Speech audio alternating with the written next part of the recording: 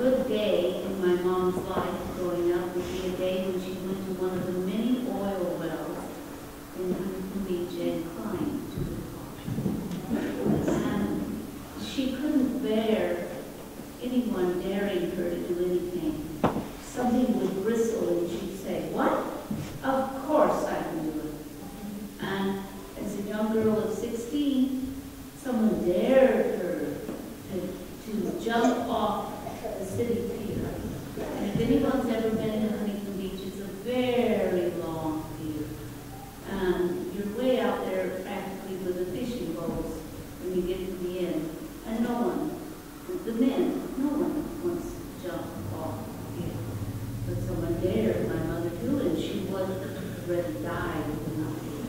So she jumped off the pier, not only once, but several times. And then finally she got caught in very bad undertow and nearly lost her life. So she decided maybe her days of jumping off the pier were over. Early in life she married my father, and her life changed a bit when she had 3 children in rapid succession, and I was the youngest and first daughter. She eventually went on and adopted my younger sister, but she adopted her when I was 14, so I was the last child and the baby of the home for many years. My mom loved me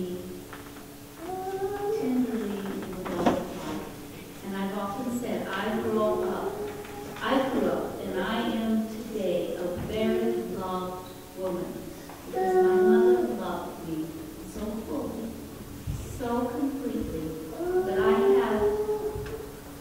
have no memory of hardness or meanness or unreasonableness that was shown to me. I just remember being loved, and that has helped me so much to go through life, to have this background of being so very loved. At the same time, my mother's love for excitement and her love of the free spirit was very alive and well. And she used to tell me from the time I was very young, "You're just the grandmother around here. I'm the real youngster." She said, "Just don't forget that I'd rather have fun than anything. But you ought to have more fun in life."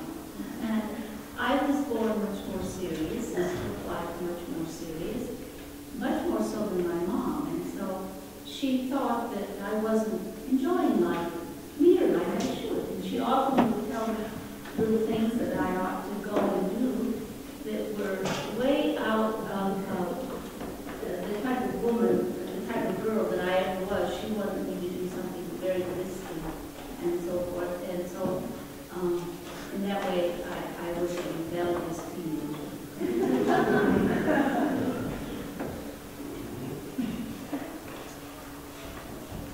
I want to say a little bit about how Mom loved reading books. She would come to a subject that she wanted to know everything possible about. I especially remember the years when she was studying Scotland. There were Scottish people and Scotland. Every book she would find on Scotland, she would find or check it out of the library and read it and read it. And oh, I would just hear all the time about the Scottish.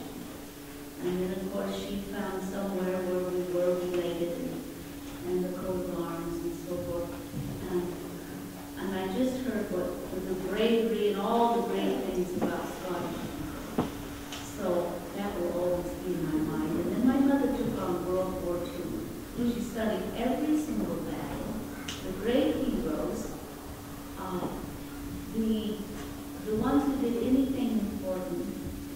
She studied the generals. She studied all of it so very completely and talked of it so often in the home that she gave all of her children a love for history and a love for just watching human beings and the life they build and the life they live. That came from observing my mom studying all those years. And I can thank her for that. And I think that's something that by God's grace we've been able, John and I, to pass on to our own children. It's the great love of books and studying. And don't just watch life, live life. And my mother lived it through the books. If there was going to be a party, she would smile all day. And then she'd get to the party and she'd keep smiling.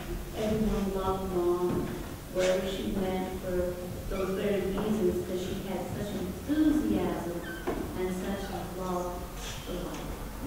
I must mention how with my mom's enormous imagination and curiosity, she would get in and read various books, and then she would come to the place where she would form a story out of it. And every grandchild, or any child she could get a hold of, she would sit down and she would, with her eyes big, and she'd be into the story, and she would tell them this fascinating.